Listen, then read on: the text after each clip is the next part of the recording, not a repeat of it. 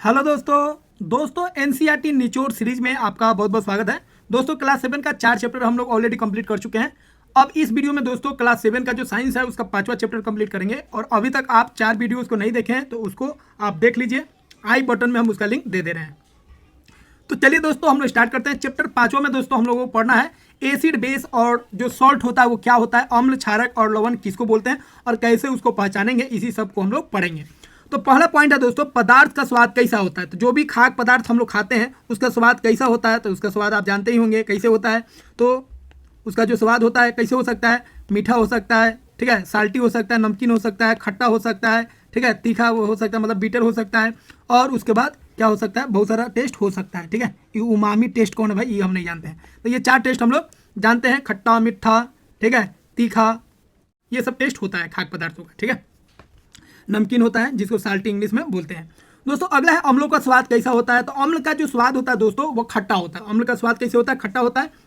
अगला है दही, नींबू का रस, संतरे का रस और सिरके का जो स्वाद होता है खट्टा क्यों होता है। तो देखिए, नींबू का रस हो, संतरा का रस हो, दही हो, ठीक है, या विनेगर हो जिसको हम लोग हिंदी में बोलते हैं सिरका, ठीक है, ये सब का जो स्वाद होता है दोस्तों खट्टा होता है। किसके कारण, क्योंकि इसमें अम्ल होता है, एसिड होता है।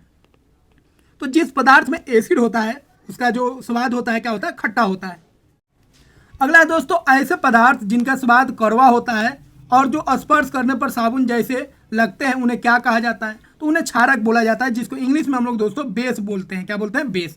तो बेस जो होता है वो उसका जो टेस्ट होगा कड़वा होगा और उसको स्पर्श कीजिएगा, टच कीजिएगा तो कैसा दिखेगा आपको, थोड़ा सा सोपी टाइप का दिखेगा, साबुन की तरह वो फिसलेगा। ठीक है, तो ध्यान रखेंगे अम्ल का जो टेस्ट होता है कैसा होता है, खट्टा होता है, और बेस का जो टेस्ट होता है वो कैसा होता है, वो आपका कड़वा होता है। ठीक है, जैसे साबुन जो होता है दोस्तों एक बेस होता है, इसीलिए यहाँ पे फोटो बना दिए। अब यहाँ पे प्रचार वाला भी आ गया, 75 ग्राम बाई 3 गेट 1, मतलब 3 को खरीदिए और 1 को पाइए। ठीक है, तो ये ऑफर अगर उठाना है तो यहाँ से आप ले लीजिए। चलिए आगे बढ़ते हम लोग। ठीक है, कंपनी का प्रचार भी हो गया, उसको पता भी नहीं है। अगला है दोस्तों, क्या हम सभी पदार्थों के अम्लीय और क्षारीय गुण को चखकर बता सकते हैं। नहीं, ऐसा भूल मत कीजिएगा। देखिए, जो भी पदार्थ हम लोग खाने वाला जो पदार्थ है जो हम लोग खा रहे हैं उसका तो टेस्ट हम लोग जानते हैं, बाकी किसी पदार्थ में कौन अम्लीय है और कौन क्षारीय है उसको आप चेक नहीं कर सकते और करना भी नहीं चाहिए। जैसे मान लीजिए कोई एसिड है, जैसे हाइड्रोक्लोरिक एसिड है, उसको आप टेस्ट कीजिएगा तो पता चला जवाने पूरा जल जाएगा। बात समझ रहे हैं, तो बहुत ही खतरनाक होता है, पॉइजनस हो सकता है। ठीक है, इसीलिए उसका हम लोग इस्तेमाल, ठीक है, अलग मेथड से करेंगे, उसको हम लोग जानेंगे, लेकिन उसको टेस्ट के आधार पर हम लोग चेक नहीं करेंगे जो वो क्षारीय गुण का है कि अम्लीय गुण का है। ठीक है, तो वही यहाँ पे लिखा गया है, नहीं हम लोग हर पदार्थ को चख कर उसकी अम्लीय और क्षारीय गुण को नहीं बता सकते हैं, क्योंकि कुछ पदार्थ जो होते हैं वो क्या होते हैं, जहरीले होते हैं, जो हमें हानि पहुंचा सकते हैं।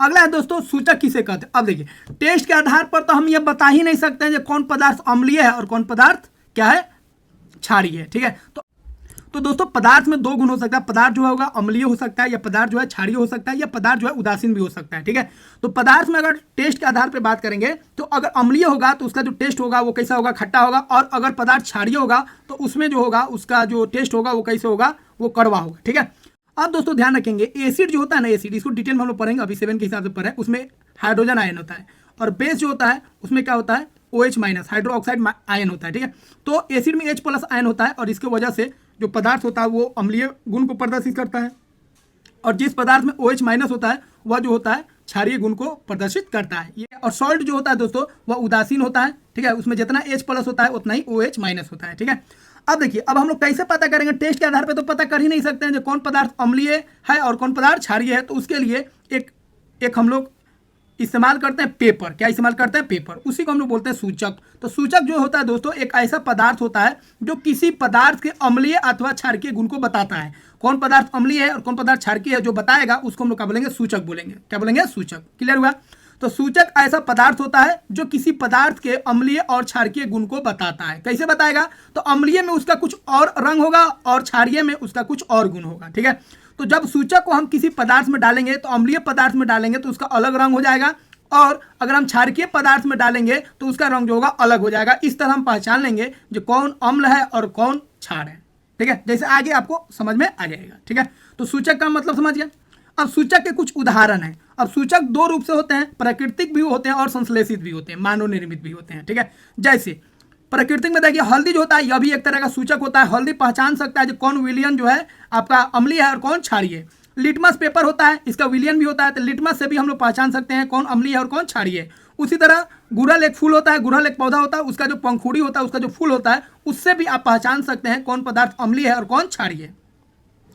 अब अगला है दोस्तों, सबसे समान रूप से उपयोग किए जाने वाला प्राकृतिक सूचक का नाम बताइए। तो देखिए इस सबसे आप पता कर सकते हैं, लेकिन सबसे आसान कौन है भाई? लिटमस। तो लिटमस से आप किसी भी पदार्थ के अम्लीय और क्षारीय, ठीक है, गुण को आप आसानी से पहचान सकते हैं। अब लिटमस दोस्तों दो तरह का होता है, एक पत्र के रूप में होता है, पेपर के फॉर्म में होता है, और दूसरा जो होता है विलियन के फॉर्म में होता है, ठीक है, जिसको हम लोग बोलेंगे सॉल्यूशन के फॉर्म में, विलियन के रूप में। तो दोनों का हम लोग इस्तेमाल करते हैं, पत्र के रूप में भी आप इस्तेमाल कर सकते हैं और विलियन के रूप में भी इस्तेमाल कर सकते हैं। किसको? लिटमस। क्लियर हुआ? तो कौन पदार्थ अम्लीय है और कौन पदार्थ क्षारीय है वो चेक करेगा, उस पदार्थ को हम क्या बोलेंगे? सूचक बोलेंगे। सूचक का उदाहरण आपको एनसीईआरटी के हिसाब से क्लास 7 के हिसाब से कुछ है दिया, उसको याद रखेंगे। हल्दी हो गया, लिटमस हो गया, गुड़हल का पंखुड़ी हो गया, ये सब है दोस्तों। ये सब क्या है? ये सब सूचक है। ये बताएगा कौन पदार्थ अम्लीय है और कौन पदार्थ क्षारीय है। कैसे बताएगा? अपने रंग को बदल के, ठीक है। अम्ल में अलग रंग होगा और क्षार में अलग रंग होगा, तो हम पहचान लेंगे यह जो है अम्ल है और यह जो है क्षार है, ठीक है। अब लिटमस इसमें सबसे आगे है। लिटमस का यूज करना बहुत ही आसानी होता है, इसका इस्तेमाल। इसीलिए दोस्तों सबसे समान रूप से हम लोग किसका उपयोग करते हैं प्राकृतिक सूचक के रूप में? तो वो होता है लिटमस, ठीक है। अब देखिए लिटमस दो तरह से काम हम लोग लेते हैं, एक पेपर के फॉर्म में और एक सॉल्यूशन के फॉर्म में, विलियन के फॉर्म में। अब लिटमस जो होता है दोस्तों ये बनता किससे है? तो एक पौधा होता है जिसको हम लोग बोलते हैं लाइकेन। ये आप लोग ऑलरेडी क्लास 6 में हम बता चुके हैं, ठीक है। तो ये सेवाल और कौवा का मिश्रण होता है। तो लिटमस जो होता है दोस्तों एक पौधा होता है लाइकेन, इसी से यह निकलता है। यहाँ पे आप इसका फिगर देख सकते हैं। तो लाइकेन के रस से हम लोग बनाते हैं लिटमस। क्या बनाते हैं? लिटमस। अब ध्यान रखिएगा लिटमस का जो ओरिजिनल कलर आता है वो होता है पर्पल कलर। क्या होता है? Purple colour. लिटमस जो ओरिजिनल कलर रहता है वो क्या होता है? पर्पल कलर रहता है, याद रखेंगे। मतलब अशुद्ध जल में इसका रंग जो होता है माव, एनसीईआरटी में लिखा है माव, लेकिन आप ध्यान रखिएगा पर्पल, ठीक है, माव, या इसी को नील सोस बोलते हैं। जबकि यह अम्लीय विलियन में मिलाया जाता है तो लाल हो जाता है, ठीक है, और क्षारीय विलियन में मिलाया जाता है तो नीला हो जाता है। अब देखिए लिटमस को ध्यान रखिए, लिटमस, ठीक है, लिटमस का ओरिजिनल कलर जो होगा वो क्या होगा? ओरिजिनल कलर कोई पूछे तो बोलेगा पर्पल होता है। और लिटमस का जो पेपर होता है दो रूप में मिलता है, एक रेड रूप में और एक ब्लू रूप में, ठीक है, याद रखेंगे। तो लिटमस का पेपर जो होता है दोस्तों, या लिटमस का जो विलियन होता है दो रूप में मिलेगा, दो रंग में मिलेगा, एक रेड और एक ब्लू। जैसे आपको फोटो बताते हैं, ये हो गया आपका रेड लिटमस, ठीक है, और यह हो गया आपका ब्लू लिटमस, ठीक है। तो लिटमस जो होता है ओरिजिनल उसका कलर क्या होता है? पर्पल होता है, लेकिन इसको एसिड में डाल के इसको रेड बना दिया जाता है और बेस में डाल के इसको ब्लू बना दिया जाता है, और दो तरह का पेपर बना दिया गया, एगो रेड लिटमस और एगो ब्लू लिटमस। तो अब हम लोग जो इस्तेमाल करेंगे वो पर्पल वाला नहीं करेंगे, कौन वाला करेंगे? रेड वाला, और कौन वाला? ब्लू वाला। ये दोनों पेपर का हम लोग इस्तेमाल करते हैं किसी भी विलियन को चेक करने के लिए, जो वो अम्लीय विलियन है कि क्षारीय विलियन है। क्लियर हुआ? लेकिन अगर आपसे कोई पूछे जो लिटमस का ओरिजिनल कलर क्या था जब लाइकेन से उसको लिया गया था, तो उसका कलर था पर्पल, ठीक है, मतलब न्यूट्रल अवस्था में जब था तो क्या था? पर्पल था, और उसको एसिड में डाले थे तो कौन कलर का हो गया था? रेड, और बेस में डाले थे तो कौन कलर का हो गया? ब्लू। क्लियर हुआ? तो लिटमस दोस्तों दो तरह का होगा, एक पेपर वाला, विलियन वाला। पेपर हो या विलियन हो, लिटमस का दो कलर होगा, एक रेड होगा और एक ब्लू कलर का होगा, ठीक है। और इसका ओरिजिनल जो कलर था जब ये जन्म लिया था तो उसमें उसका कलर था पर्पल, ठीक है, और उसको हम दो कलर में बना दिए, एक रेड और एक ब्लू। अब दोस्तों आगे हम लोग बढ़ते हैं, ठीक है। यह विलियन एवं कागज, विलियन एवं कागज के रूप में भी ये पाया जाता है, ठीक है। तो आपको बता चुके हैं विलियन के रूप में भी मिलेगा और यह कागज के रूप में भी मिलेगा। ये पट्टी हो, पट्टी। चलिए आगे हम लोग बढ़ते हैं। लिटमस पत्र समानतः कितने रंगों में उपलब्ध होता है? तो समानतः यह कितने रंगों में उपलब्ध होता है? दो रंगों में उपलब्ध होता है, एक लाल और एक ब्लू। अगला है अम्ल लिटमस पत्र को किस रंग में बदलते हैं? तो दोस्तों अम्ल जो होते हैं वह लिटमस पेपर को लाल में बदलते हैं। किसमें? लाल में, याद रखिएगा, ठीक है। तो अम्ल में अगर हम लिटमस पेपर को डालेंगे तो किस रंग में बदल लेगा? लाल। अब यहाँ पे ध्यान दीजिएगा खूब अच्छा से, यहाँ पे आपको एग्जाम्पल समझा रहे हैं। यह हो गया विलियन, अम्ल विलियन हो गया, ठीक है। अब इसमें आप अगर डालिएगा ब्लू लिटमस, ब्लू लिटमस, तो ब्लू लिटमस को जैसे ही एसिड में अम्ल में डालिएगा तो रेड हो जाएगा। क्या हो जाएगा? रेड हो जाएगा, ठीक है। तो अम्ल जो होता है, एसिड जो होता है, ब्लू लिटमस को किस में बदल देता है? रेड में, याद रखिए। रेड मतलब खतरनाक, खतरनाक मतलब एसिड।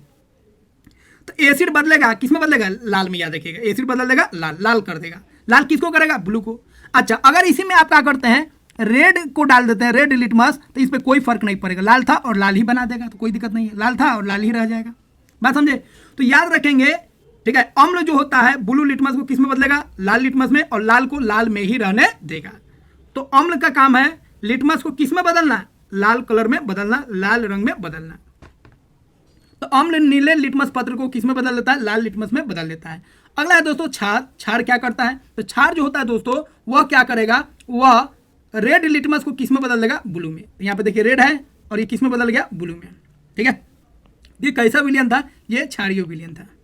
तो क्षारीय विलियन जो होता है वो लाल को बदल देगा ब्लू में। तो याद रखिएगा एसिड खतरनाक मतलब रेड, कंफ्यूजन नहीं होगा, और बेस याद रखिएगा ब्लू, ठीक है। तो एसिड लिटमस को रेड बनाएगा और बेस ब्लू बनाएगा। अब एसिड रेड बनाएगा, रेड ही डालिए, तो एसिड रेड बनाएगा, लेकिन एसिड में रेड ही लिटमस डालेगा तो कोई फर्क नहीं पड़ेगा, रेड रह जाएगा। और बेस ब्लू लिटमस बनाता है तो रेड डालेगा तो ब्लू बना देगा, और ब्लू ही डालेगा तो कोई फर्क नहीं पड़ेगा। अगला है दोस्तों ऐसे विलियन जो लाल अथवा नीले लिटमस पत्र को रंग को परिवर्तित नहीं करते, उन्हें क्या करते हैं? अब ऐसा विलियन हो गया जैसे पानी। अब पानी में आप रेड लिटमस पेपर डालिए तब, या ब्लू लिटमस पेपर डालिए तब, पानी में रखिएगा कोई रंग नहीं बदलेगा। लाल को रखिएगा तो लाल रहेगा, ब्लू को रखिएगा तो ब्लू ही रहेगा। तो वैसे विलियन को बोलेंगे उदासीन विलियन। इसका पीएच 7 होता है। तो पीएच का भी हम लोग बात नहीं करेंगे, जब इसका बारी आएगा तब हम लोग बात करेंगे, ठीक है। तो ऐसा विलियन जो नीले लिटमस पत्र को, ठीक है, या लाल लिटमस पत्र को कोई रंग नहीं बदलता है, वैसे विलियन को हम लोग बोलेंगे उदासीन विलियन, ठीक है। जैसे यहाँ पे देखिए बेस में क्या हुआ? रेड को डाले ब्लू हो गया, और एसिड में क्या हुआ? ब्लू को डाले रेड हो गया। लेकिन न्यूट्रल अगर विलियन है, उदासीन विलियन है, तो ब्लू था तो ब्लू रहेगा, अगर रेड था तो रेड ही रहेगा, रेड अगर डाल रहे हैं पेपर तो रेड ही रहेगा, ठीक है। तो उदासीन विलियन में कोई फर्क नहीं पड़ता है। अगला है दोस्तों हल्दी का रंग जो होता है क्षार में किस तरह बदलता है और अम्ल में किस तरह बदलता है। तो दोस्तों ध्यान रखिएगा, हल्दी जो होता है, हल्दी का अगर हम बात करेंगे तो हल्दी का कलर जो होता है किस तरह बदलता है उसको हम लोग देख लेते हैं। तो देखिए हल्दी जो होता है अगर अम्ल में डालेंगे तो यह जो होगा पीला रहेगा। क्या रहेगा? पीला। पीला था पीला रहेगा। और अगर हम क्षार में डालेंगे तो यह जो होगा क्या हो जाएगा? लाल हो जाएगा, ठीक है। इसीलिए दोस्तों जब हम लोग खाना खाते हैं और दाल अगर शरीर पर गिर जा रहा है, मतलब कपड़ा पर गिर जा रहा है, तब उस कपड़ा को जब आप साबुन से मलिएगा, साबुन से क्या कीजिएगा? मलिएगा। तो यह जो होगा पहले क्या था? पीला था, अब क्या हो जाएगा? लाल हो जाएगा। पीला से क्या हो जाता है? लाल। क्योंकि दोस्तों साबुन जो होता है बेस होता है, और हल्दी जब उससे टकराएगा तो वो क्या हो जाएगा? लाल हो जाएगा, ठीक है। यहाँ पे उल्टा लिखा गया है, याद रखिएगा। क्षार में क्या होगा? लाल हो जाएगा, और अम्ल में क्या हो जाएगा? पीला हो जाएगा, ठीक है। अगला है गुड़हल का जो पुष्प होता है, जिसको हम लोग चाइना रोज भी बोलते हैं, का सूचक अम्लीय और क्षारकीय विलयनों पर कैसा प्रभाव डालता है। तो देखिए गुड़हल का जो फूल होता है उसका अगर हम बात करेंगे तो यह अम्ल में कैसा होता है? तो अम्ल में यह हो जाएगा गुलाबी, गहरा गुलाबी हो जाएगा। और अगर हम बात करेंगे क्षार में, तो क्षार में क्या हो जाएगा? यह हरा हो जाएगा, ठीक है। तो याद रखिएगा हल्दी के बारे में याद रखना है, और गुड़हल के जो फूल होता है उसके बारे में भी आपको ध्यान रखना है। गुड़हल का जो फूल होता है अम्ल में गुलाबी हो जाएगा, गहरा गुलाबी हो जाएगा, और क्षार में क्या हो जाएगा? हरा हो जाएगा, ठीक है। और इस तरह अगर गुलाबी होता है तो समझ जाएंगे विलियन अम्ल है, और हरा हो जाता है गुड़हल के फूल को डालने पर, उसके रस को डालने पर, तो समझेंगे जो विलियन है वो कैसा हो गया? हरा हो गया। विलियन जो है कैसा हो गया? वो विलियन क्षार है, ठीक है। अगला है दोस्तों प्रयोगशाला में अम्लों और क्षारकों के रख रखाव तथा उपयोग में अत्यधिक सावधानी क्यों बरतनी चाहिए। तो देखिए एसिड और बेस जो होता है दोस्तों वो संक्षारक होता है, क्रोसिव होता है। अगर वो बदन पर या किसी चीज पर पड़ेगा तो उसको क्या करेगा? गला देगा। बात समझ रहे हैं? इसलिए दोस्तों इसका सावधानी से इस्तेमाल करना चाहिए, और इसका रख रखाव में भी स्पेशल ध्यान देने की जरूरत होता है, क्योंकि ये अगर गिरेगा तो डैमेज कर देगा बॉडी को, ठीक है। इसीलिए इसका सावधानी रखना पड़ता है इसके रख रखाव में। अगला है दोस्तों अम्लीय और क्षारकीय विलियन में फिनोल्फ्थेलिन पर क्या प्रभाव पड़ता है। तो एक हल्दी जान लिए, दूसरा हम लोग जान लिए गुड़हल का जो फूल था उसके बारे में। अब हम लोग जानेंगे फिनोल्फ्थेलिन के बारे में। फिनोल्फ्थेलिन, तो फिनोल्फ्थेलिन जो होता है यह भी एक सूचक होता है। ये कैसे बदलता है उसको देख लीजिए। तो अम्ल में ये क्या होगा? रंगहीन हो जाएगा, रंगहीन, ठीक है। कोई कलर नहीं बदलेगा, रंगहीन हो जाएगा, कोई कलर नहीं दिखाएगा। और क्षार में दोस्तों यह क्या हो जाएगा? पिंक कलर हो जाएगा, गुलाबी हो जाएगा, याद रखिएगा, ठीक है। तो फिनोल्फ्थेलिन जो होगा अम्ल में रंगहीन हो जाएगा, और क्षार में क्या होगा? गुलाबी हो जाएगा। अगला है जब अम्लीय विलियन क्षार के विलियन मिलाया जाता है, मतलब एसिड और बेस जब रिएक्शन करेगा तो क्या बनेगा। तो देखिए एसिड और बेस जब रिएक्शन करेगा तो दो चीज बनता है, एक बनता है वाटर और एक बनता है सॉल्ट, जिसको हम लोग क्या बोलेंगे? लवण। याद रखेंगे जब एसिड और बेस रिएक्शन करता है, ठीक है, तो क्या बनता है? सॉल्ट बनेगा, लवण बनेगा और पानी बनेगा, H2O बनेगा। और इस रिएक्शन को हम लोग बोलेंगे न्यूट्रलाइजेशन रिएक्शन, क्या बोलेंगे, न्यूट्रलाइजेशन रिएक्शन, जिसको हम लोग बोलेंगे उदासीनीकरणीय विलयन, ठीक है। तो इसमें एक एसिड होगा और एक बेस होगा और दोनों क्या बनाएगा, लवण बनाएगा और लवण क्या होगा, न्यूट्रल होगा, ठीक है।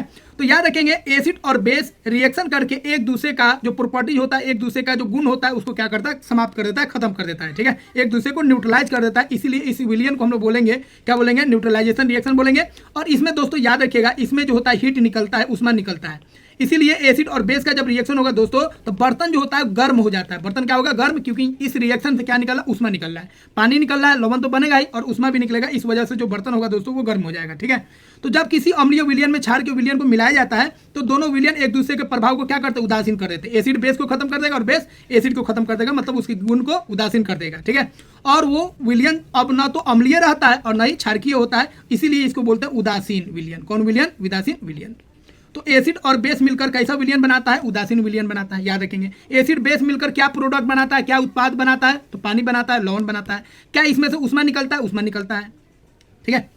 उदासीन अभिक्रिया किसे कहते हैं, तो अभी आपको समझा दिए। एसिड और बेस जब रिएक्शन करेगा तो उसको उदासीन अभिक्रिया कहेंगे, इसमें उष्मा निकलता है, ठीक है। किसी अम्ल और किसी, ठीक है, क्षार के बीच, किसी क्षार के बीच होने वाले अभिक्रिया को हम लोग क्या बोलेंगे, उदासीनीकरण बोलते हैं। और इस प्रक्रम में, इस प्रोसेस में क्या होता है, जो हीट होता है, उसमें जो होता है वो क्या होता है, निर्मुक्त होता है, निकलता है, ठीक है।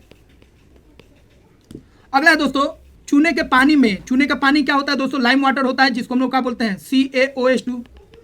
इसमें अगर हम सल्फ्यूरिक एसिड H2SO4 का रिएक्शन कराते हैं तो ये क्या हो गया, एसिड हो गया, और ये क्या हो गया, बेस हो गया। अब एसिड और बेस रिएक्शन करेगा तो क्या बनाएगा दोस्तों, सॉल्ट बनाएगा, CaSO4। इसको याद नहीं रखना आपको। और एक बनाएगा, क्या बनाएगा, एक सॉल्ट बनाएगा और एक वाटर बनाएगा। तो ये सॉल्ट हो गया और ये क्या हो गया, वाटर। अब प्लस में क्या निकलेगा, उष्मा निकलेगा, ठीक है। तो बीकर जो है, बर्तन जो है क्या होगा, गर्म हो जाएगा। अगला है अपाचन से मुक्ति पाने के लिए हम लोग किसका इस्तेमाल करते हैं, तो दोस्तों जब हम लोग कुछ अधिक खा लेते हैं या स्पाइसी खाना खा लेते हैं, या खाना एक छिपा दो छिपा खा लिए, खूब सारा मसालेदार खाना खा लिए ना, तो उसमें क्या होता है, पेट में हमारा क्या होता है, याद रखेंगे पेट में एक एसिड होता है जिसका नाम होता है HCl, हाइड्रोक्लोरिक एसिड। और ये क्या करता है, भोजन को पचाता है। तब अधिक खाना खाएगा, ज़्यादा स्पाइसी खाना खाएगा तो उसको पचाने में HCl क्या होगा, ज़्यादा निकलेगा। और ज़्यादा निकलेगा, जितना निकलना चाहिए नॉर्मल उससे ज़्यादा निकलेगा तो पेट को क्या करेगा, खराबी करेगा। और इससे क्या होगा, आपको थोड़ा सा इरिटेशन होने लगेगा, पेट में पेन होने लगेगा, इरिटेशन होने लगेगा। अब उसको क्या करना है, न्यूट्रलाइज करना है, तो आपको बेस लेना पड़ेगा। सब बेस खा नहीं सकते हैं, कुछ बेस जहरीला भी हो सकता है, क्रोसिव भी हो सकता है। इसलिए वहाँ पर हम लोग स्पेशल यूज करते हैं MgOH2, जिसको हम लोग बोलते हैं मिल्क ऑफ मैग्नेशिया। इसका इस्तेमाल कीजिएगा, या इसी का रूप होता है इनो, इस समय मिल जाएगा, इनो ले लीजिए। ये MgOH2 भी मिलता है, इस तरह का सिरप मिलता है, इसको पी लीजिए 1-2 ढक्कन, बात समझ रहे हैं।